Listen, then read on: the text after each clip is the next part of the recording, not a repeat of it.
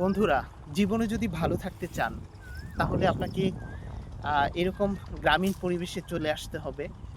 আর এই গ্রামে আসলে দেখবেন আপনি প্রাণ ফিরে পাচ্ছেন। এই গ্রাম মানে আসলে সৌন্দর্যের আধার। মনের যত বিষণ্ণতা রয়েছে, এই গ্রাম কিন্তু সেই বিষণ্ণতা দূর করে দেয়।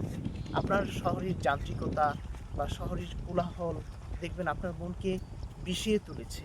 আর গ্রামে আসলে এই যখন দেখবেন এরকম সবুজ গাছগাছালি, পাখির ডাক সবকিছু এত সুন্দর, একদম সাজানো গোছানো।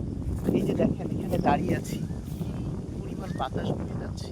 এই বাতাস যখন মনের মধ্যে মানে শরীরে যখন লাগছে, একদম মনে তুলা দিয়ে যাচ্ছে, ভালো লাগে। চারপাশে সবুজ ফসলের ক্ষেত, প্রকৃতির অপার সৌন্দর্য। আপনি সারাদিন কাজ করবেন, কাজ শেষে যখন এরকম পরিবেশে ঘুরে বেড়াবেন, দেখবেন না আপনার মনটা অনেক ভালো হয়ে গেছে। আরেকটি বিষয় হচ্ছে এই যে আমি এই যে গ্রামে ঘুরতে এসেছি, যে আমার যে অনেক টাকা খরচ হয়েছে তা না, মাত্র হচ্ছে ১০ টাকা আমি ভ্যান ভাড়া করে আজকে এই সুন্দর জায়গাটিতে ঘুরতে চলে এসেছি। এই যে গ্রামটিতে এসেছি, এটি হচ্ছে কাগজপুকুর গ্রাম। দুঃখিত, এটি হচ্ছে পানপাড়া গ্রাম।